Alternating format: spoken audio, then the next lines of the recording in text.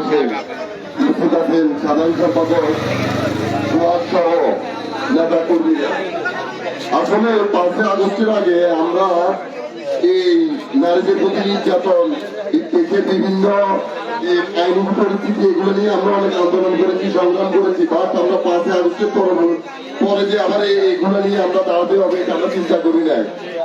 বর্তমানে দেশের যে অবস্থা, এটাতে অনেক কিছু, অনেক ষড়যন্ত্র, অনেক কিছু আছে যা আমি যার জন্য সবচেয়ে বেশি দায়ী করবো আইন শৃঙ্খলা বাহিনীতে বিভিন্ন অনীতি যেগুলো আছে এগুলোকে এখনো সঠিকভাবে পরিষ্কার করা হয় নাই। সংস্কারের নামে বর্তমান সরকার, তত্ত্বাবধায়ক সরকার যে উদ্যোগ নিয়েছে, বাট আমরা কোনো সংস্কার দেখতে পাচ্ছি না। কারণ বোন আফিয়ার মতো অসংখ্য ঘটনা ঘটতেছে, চুরি, ডাকাতি, ধর্ষণ, এগুলা একসাথে একই সময় ঘটার মূল কারণটা কি? এগুলা উদ্ভাবন করার দায়িত্ব করে এই তত্ত্বাবধায়ক সরকারের। বাট ওনাদের কাছে আমরা এই ধরনের কোন কিছু সংস্কারের নামে এখনো ওনারা সময় ক্ষেপণ করছে, দিচ্ছে না নির্বাচন। কিন্তু এই যে দর্শন হচ্ছে, আইনের সঠিক কোন পদক্ষেপ আমরা দেখতে পাচ্ছি না। আইনের প্রত্যেকটা সেক্টরে যদি ঠিকমতো কাজ করে তাহলে বর্তমানে এই সব ধরনের আকাম কুকাম এগুলা থাকবে না। আমি আমার সর্বশেষ বক্তব্য একটা কথাই বলবো, যত তাড়াতাড়ি সম্ভব বাংলাদেশে একটা সুষ্ঠু নির্বাচন দিয়ে এই দেশটাকে একটা পক্ষে ইয়ে করার জন্য, তাহলে এগুলো অনেকটা কমে আসবেন। এবং আইন শৃঙ্খলা বাহিনীতে আওয়ামী লীগের যে বিদ্রোহ আছে এদেরকে সঠিকভাবে পরিষ্কার করার জন্য এই বলে আমি আমার বক্তব্য শেষ করছি। আসসালামু আলাইকুম। ধন্যবাদ সজীব ভাইকে। আমাদের মাঝে ভর্তি আছে কলেজ ছাত্র দলের সাংগঠনিক সম্পাদক আখতারুজ্জামান বিশাল। এই পর্যায়ে বক্তব্য রাখবেন সদর উপজেলা ছাত্র দলের বিপ্লবী আহ্বায়ক সাহেব চৌধুরী বাবু ভাইকে বক্তব্য রাখার জন্য অনুরোধ করছি। বিসমিল্লাহির রহমানির রহিম। দেশব্যাপী নারীর উপর সহিংসতা, নির্যাতন এবং ধর্ষণের প্রতিবাদে নোয়াখালী সরকারি কলেজ আয়োজিত আজকের এই মানববন্ধনে আমাদের মাঝে উপস্থিত আছেন এই গণতন্ত্রের ছাত্রনেতা নোয়াখালী সরকারি কলেজের সংগ্রামী আহ্বায়ক সভাপতি আকবর হোসেন, সাধারণ সম্পাদক রাশিদুল ইসলাম সোহাগ সহ কলেজ ছাত্রছাত্রী এবং ছাত্র দলের নেতৃবৃন্দ। আপনারা জানেন বাংলাদেশ 24-এর গণঅভ্যুত্থানের পরে আমরা একটি সুস্থ সুন্দর রাষ্ট্র গঠন করার জন্য ছাত্র সমাজ এদেশে হাসিনার স্বৈরাচার বিরোধী আন্দোলন করে একটি নতুন বাংলাদেশের স্বপ্ন দেখেছে। সেই দেশে কেন দর্শন হবে, কেন আমাদের মা বোনেরা নির্যাতিত হবে? আপনারা জানেন একটি দেশ কখন আইন শৃঙ্খলা বাহিনী অবনতি করতে পারে, কতটা করতে পারে যে 8 বছরের আমার বোন দর্শন হয়, সে দেশের আইন শৃঙ্খলা বাহিনী কোথায়? আমরা ছাত্র সমাজ তা মেনে নেব না। আমরা এর কঠিন উপযুক্ত বিচার চাই। আপনারা যদি রাষ্ট্রে পরিচালনা করতে চান তাহলে প্রথমে আমাদের বোনদেরকে, আমাদের মাদেরকে আপনারা রাস্তায় চলাচল করার উপযুক্ত পরিবেশ ঠিক করবেন। আপনারা জানেন বিগত 17 বছর বিভিন্ন দর্শনের কারণে যে সংস্কৃতি তৈরি হয়েছে তা এখনো চালু।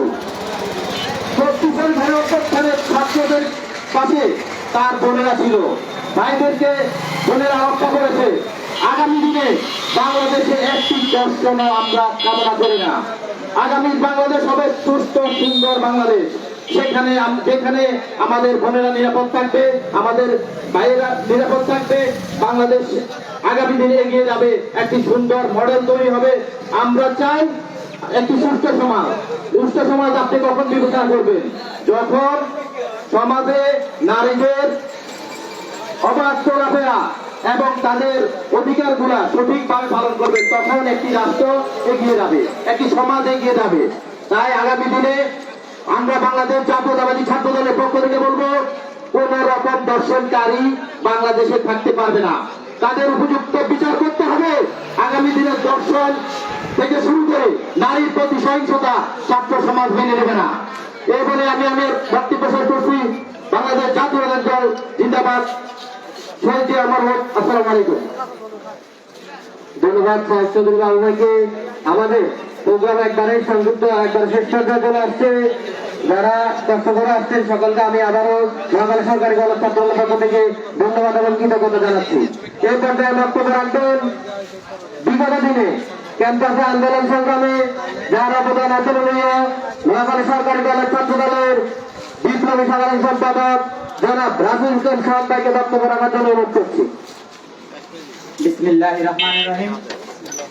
বাংলাদেশ জাতীয়তাবাদী ছাত্রদল কেন্দ্রীয় সিদ্ধান্তের মোতাবেক আজ যে নারী নির্যাতন ও ধর্ষণের প্রতিবাদে যে মানববন্ধন কর্মসূচি দেওয়া হয়েছে সেখানে উপস্থিত সবাইকে আমার প্রাণপ্রিয় সংগঠন বাংলাদেশ জাতীয়তাবাদী ছাত্রদল নোয়াখালী সরকারি কলেজ শাখার পক্ষ থেকে শুভেচ্ছা জানাচ্ছি। আর এখানে উপস্থিত আছে নোয়াখালী সরকারি কলেজ ছাত্র দলের অনেক নেতৃবৃন্দ। নাম বলতে গেলে আসলে অনেক সময়ের ব্যাপার হবে। আমি শুধু বলতে চাই আমাদের 2024 যে 36শে জুলাই যে এটা হয়েছিল, 22 হয়েছিল, ওইটার পরবর্তীতে বাংলাদেশে আমরা নারী নির্যাতনের বিরুদ্ধে আমরা মানববন্ধন করব, এটা আমি কখনো ভাবতে পারি না। শুধু আমি এতটুকু বলতে চাই, ধর্ষণ, নারী নির্যাতন, নারীদেরকে নিগৃহ করা, এসবগুলোর প্রতিবাদে শুধু মিছিল, মানববন্ধন এগুলা করে স্টপ থাকলে হবে না। এদের বিরুদ্ধে সর্বোচ্চ আইনি পদক্ষেপ নিতে হবে। ধর্ষণ সেটা তো এখন বাংলাদেশের মিডিয়া হইতে সকল পাড়া মহল্লাতে এটা বলতে গেলে এটা এখন সবার কাছে কমন একটা জিনিস হয়ে গেছে। আমি বলতে চাই বাংলাদেশে যেন কখনো আগের মতো মানুষ যাতে না বলতে পারে আগের সরকারি ভালো ছিল, এরকম কোন কার্যক্রম হোক।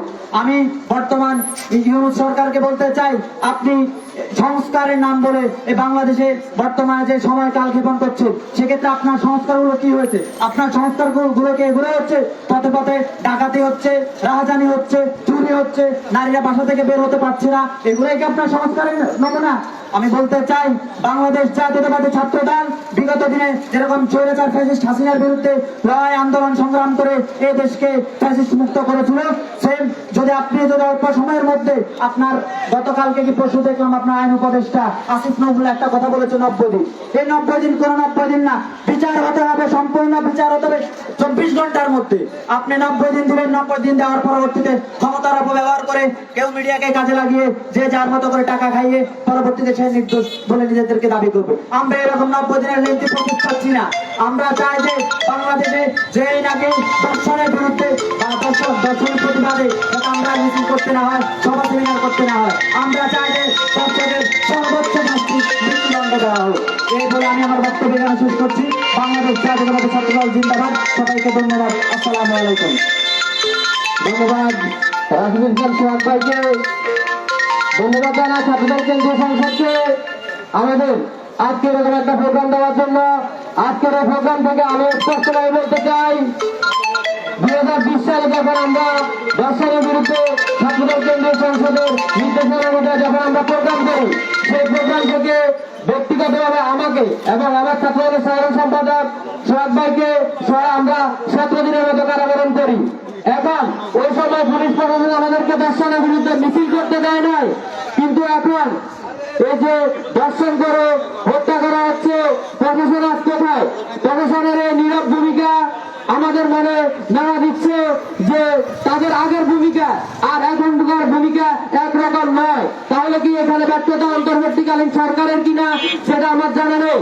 আমি আজকের এই প্রোগ্রাম থেকে স্পষ্ট বলতে চাই, আইন উপদেষ্টা যিনি বলেছিলেন 90 দিনের মধ্যে যে ধর্ষণের সর্বোচ্চ শাস্তি কার্যকর করবে, যদি এটি কার্যকর করা না হয় আমরা বাংলাদেশ জাতীয়তাবাদী ছাত্রদল এর বিরুদ্ধে কঠিন আন্দোলন করবো, এই আশা প্রত্যাশা রাখছি।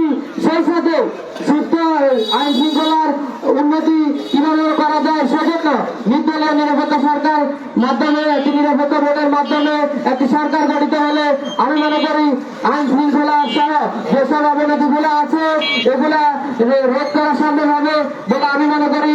এই পর্যায়ে একবার প্রোগ্রামের শেষ পর্যায়ে এই মুহূর্তে বক্তব্য রাখবেন নোয়াখালী সরকারি কলেজ ছাত্রদলের বিপ্লবী সভাপতি, যিনি বিগত দুঃসময়ে আওয়ামী শাসনামলে কলেজ ছাত্রদলকে নেতৃত্ব দিয়েছেন, নেতৃত্ব দিয়ে কলেজ ছাত্রদলকে সুসংগঠিত করেছেন।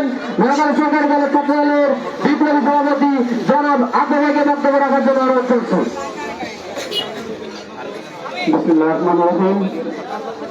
বাংলাদেশ জাতীয়তাবাদী ছাত্রদল কেন্দ্রীয় সংসদের কর্মসূচির অংশ হিসাবে আজকে সারা দেশে নারী নির্যাতন, নিপীড়ন এবং ধর্ষণ, আইন শৃঙ্খলা অবনতির প্রতিবাদে আজকের এই কর্মসূচিতে অতিথি হিসেবে উপস্থিত আছেন আমাদের সদর উপজেলা ছাত্র দলের সম্মানিত আহ্বায়ক শাহেদ চৌধুরী বাবু ভাই, পৌর ছাত্র দলের সদস্য সচিব সজিবুর রহমান সজীব ভাই, কলেজ ছাত্র দলের সাধারণ সম্পাদক যার বক্তব্য একটু আগে শেষ হয়েছে রাসুল ইসলাম সোহাগ, যুগ্ম সম্পাদক মুর্শিদুর রহমান রায়হান, সাংগঠনিক সম্পাদক আখতারুজ্জামান বিশাল, যুগ্ম সম্পাদক নাবিল, রিয়াদ, শান, সাবিত, প্রান্ত, নাজিম বা আমাদের বিভিন্ন পর্যায়ের নেতৃবৃন্দ যারা আছেন, ইমান এবং আরেকজন অতিথি আছেন আমাদের অতিথি বলা চলেন আমাদের নুরুল আলম জিকু ভাই, আমাদের এখানে উনি আমাদের মানবন্ধন প্রোগ্রামে এসেছেন, ওনাকেও ধন্যবাদ। আমি অন্তর্বর্তীকালীন সরকারের আইন উপদেষ্টা বলেছেন ধর্ষণ, নির্যাতন, নিপীড়নের বিরুদ্ধে 90 দিনের মধ্যে বিচার সম্পন্ন করবেন।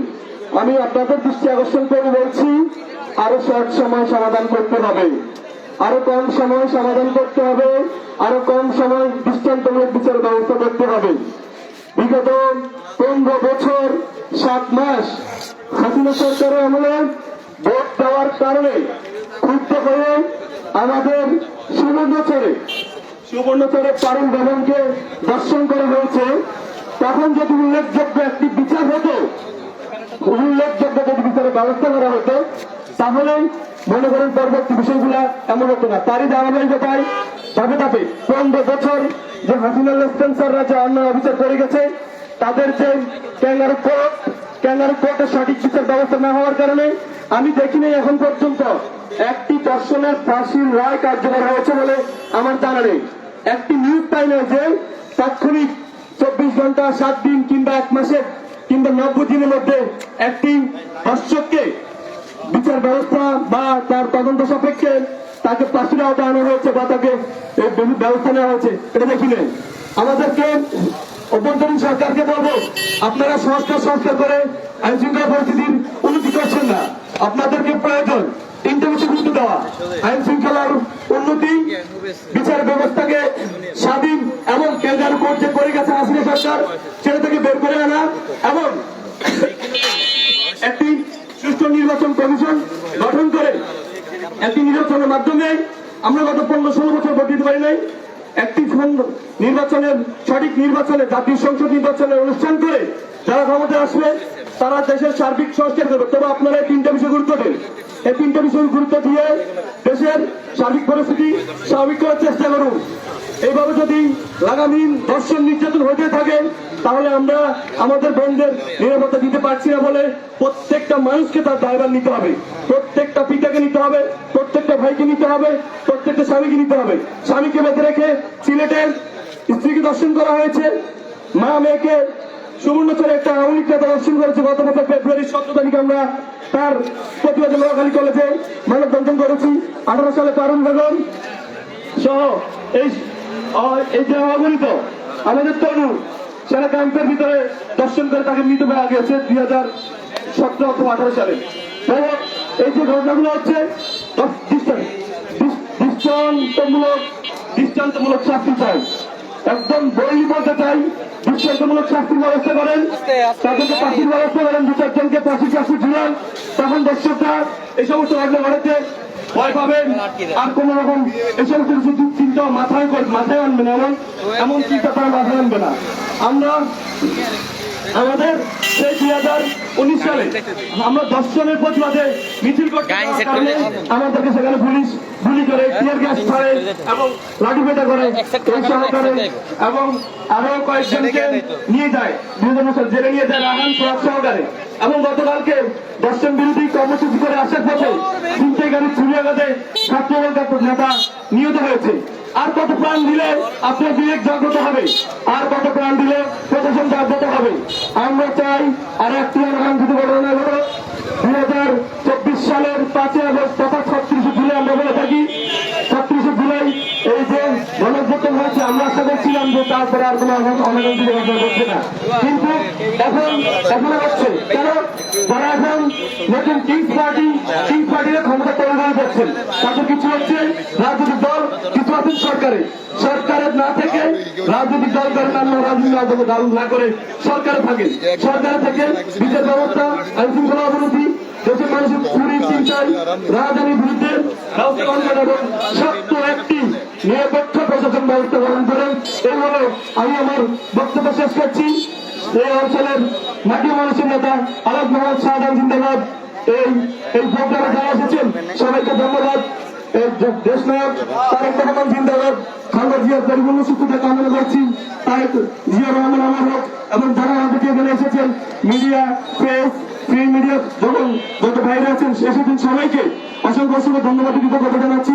আমাদের বন্ধু আমাদের সাথে বন্ধু অংশগ্রহণ করেছেন, ছাত্ররা যারা আছেন, সাধারণ শিক্ষার্থীরা আছেন, সবাইকে বাংলা জাতীয় ছাত্র দল নোয়াখালী সরকারি কলেজ শাখার পক্ষ থেকে ধন্যবাদ কৃতজ্ঞতা জানিয়ে আমি আমার বক্তব্য এবং আমাদের আজকে প্রতিবাদ সমাবেশ মানববন্ধন যাই বললে গেল দর্শনের বিরুদ্ধে যে কর্মসূচি সেটা শেষ করছি। সবাইকে আবার ধন্যবাদ। বাংলাদেশ জাতীয় ছাত্র জিন্দাবাদ। সবাইকে ধন্যবাদ। আসসালামু আলাইকুম।